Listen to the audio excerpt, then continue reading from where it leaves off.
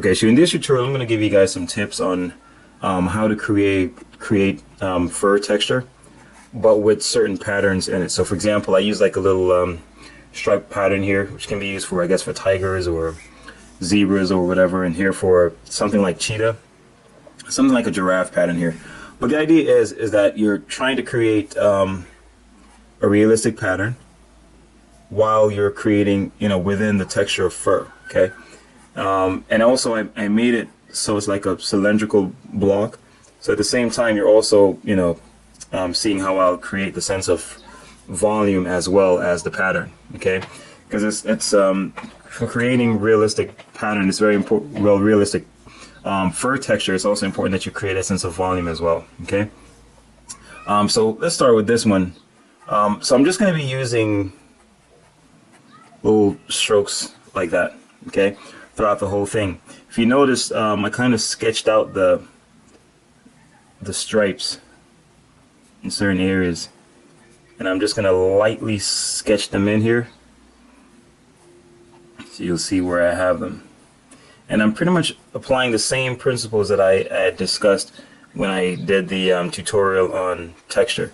It's really just paying attention to the volume of the overall form and being consistent with the strokes that I use to create the texture, and also paying attention to the volume as well. That's the main thing. So basically what I'm doing now is I'm darkening the lower sides. So basically I am keeping this cylindrical form in mind and imagining that light is coming from up top, so that means the underside of the cylinder is going to be in shadow. Alright, up here is going to be in light. So that means even though I'm applying fur here, still the lower side of this form should be darker than the upper side, than in these areas. See, and that's pretty much just laying in the light and shadow. So now I can go in and actually start creating the texture. So the main thing is, of course, I'm going to make these areas where the stripes are a little bit darker than the rest. And how do I make it darker? I'm pretty much just layering the lines closer and putting more pressure on the pen. In these areas, the lines are not as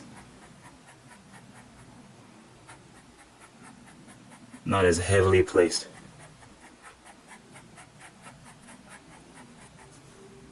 That's pretty much the same pattern. Yeah, and I'll basically just be repeating that throughout the whole thing, and that you will see how the texture is created.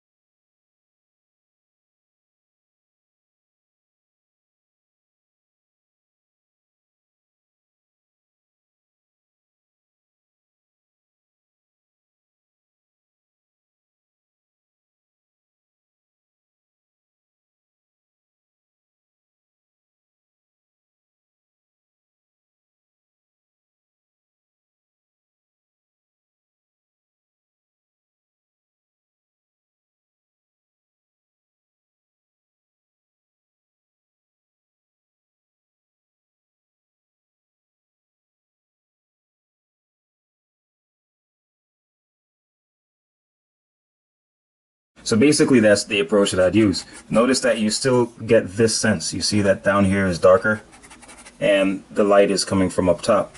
So under here you won't see things as clearly. Up here you're definitely able to make things out a little bit better. And you also see that the contours, see how I make the lines jut out. So you definitely feel the texture a lot on the outside as well as on the insides. All right. So let's move to this one, the kind of like a cheetah-like print. So I'm pretty much following the same approach. It's just that these are actually a smaller or more, different design or different pattern.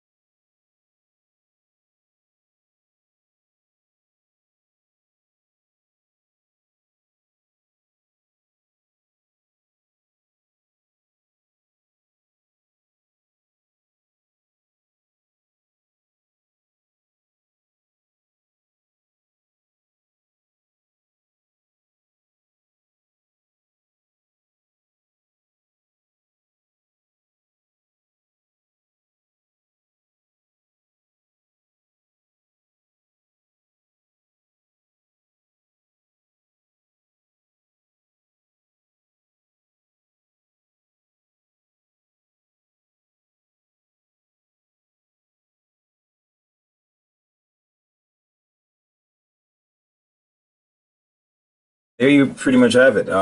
You can see, I'm using the consistency in the lines, but you can still sense that the form turns over in this way.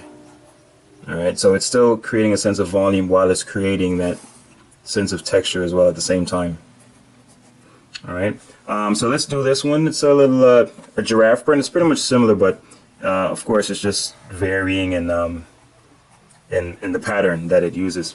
So it's a little more tricky because the lighter areas are now forming the outline, and the deeper values are within the shape.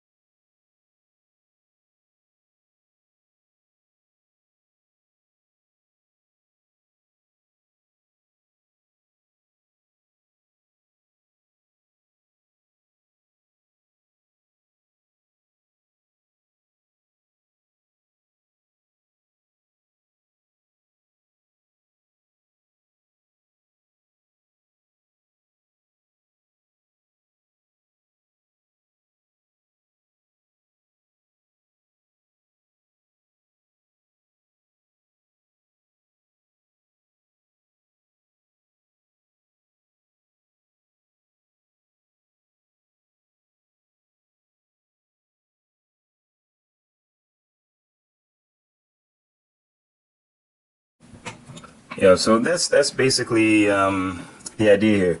So if you noticed, as I said, the key thing that I try to focus on is making sure that the strokes are pretty consistent, and that it follows the contour of the form. And the even though I'm just creating different patterns, this one I'm using the white of the paper to actually draw the pattern. And with this one, I actually just use short clusters of lines, like so. You know, that's generally the cheetah shape. The cheetah is, you know, so it's almost like I'm having a shape like this in mind, and then I just use lines like this to fill it in.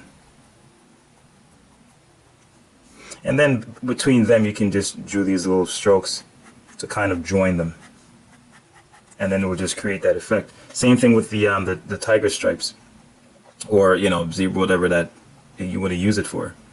It's pretty much just using something like that. So I have this in mind, and I'm just using these lines to fill it in. So, and it's also important that if you notice, I don't really use lines to outline the patterns, because by filling them in, you can actually make it seem like it's a closed form, and it's really not. You know, they're patterns that appear, but they're really based on just clusters of hair that happens to grow in the same area and share the same value.